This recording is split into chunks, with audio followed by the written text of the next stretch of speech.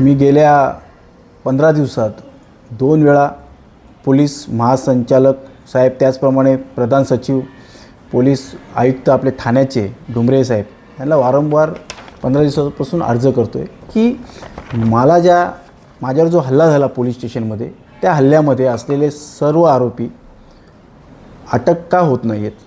आताशी शेवटचे 2 आरोपी अटक केले, ज्याने हे सगळं घडवून आणलं, ज्याच्यामध्ये खऱ्या अर्थाने सर्व षडयंत्र रचणारा, प्लॅनिंग करणारा वैभव गायकवाड हा सगळ्या नागरिकांना कल्याणपुरीमध्ये दिसतो, पण पोलिसांना का दिसत नाही. म्हणजे प्रचंड पोलिसांवरती राजकीय दबाव आहे.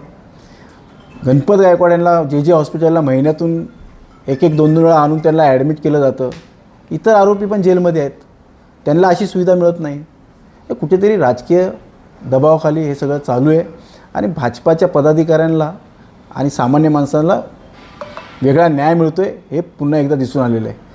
मला जर आता ह्या लवकरात लवकर जर मला न्याय मिळाला नाही आणि पूर्ण आरोपी पकडलं गेलं नाही, गणपत गायकवाड यांचा मुलगा वैभव गायकवाड ह्याला जर अटक झाली नाही, तर मी जन आक्रोश आंदोलन या ठिकाणी करणार आहे. मोठ्या प्रमाणात कल्याणपुरीच्या जनता रस्त्यावर उतरल्याशिवाय राहणार नाही असं या ठिकाणी ठामपणे सांगतो. आणि या कोण सांगतो आहे, कोण विनवणी करतो आहे, कोण न्याय मागतो आहे. अरे मला 6 गोळ्या लागलेत, मी आज जिवंत म्हणून मला न्याय मागायची वेळ आली, नाहीतर आत्तापर्यंत आरोपी सोडूनही दिले असते. आणि ही जी परिस्थिती आहे ही फक्त कल्याणपुरती मर्यादित राहिलेली नाही, पूर्ण महाराष्ट्रभर ही परिस्थिती आहे. या परिस्थितीला फक्त न्याय देण्याचं काम जर कोणाचं असेल तर आपली मीडियाच्या माध्यमातून मला न्याय तरी मागता येतो, नाहीतर हे कधीच हा विषय दाबून टाकला असता आणि या ठिकाणी सर्व आरोपी कधीच सुटले असते. आज न्यायदेवतेवर सुद्धा प्रश्न उद्भवतो आहे, संशय येतो आहे की आपण पोलीस स्टेशनमध्ये गोळीबार झालेला आहे, ज्या ठिकाणी गोरगरिबांना ज्यांच्यावर अन्याय होतो त्यांना जिथे न्याय मिळतो तिथे गोळीबार झालेला आहे.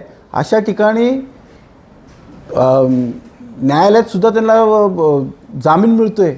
म्हणजे मला वाटतं आता येणाऱ्या काळामध्ये जेवढे पण गुन्हेगार पार्श्वभूमी असलेले लोक पोलीस स्टेशनमध्येच अशा पद्धतीचे हल्ले करतील आणि मर्डर पाडतील.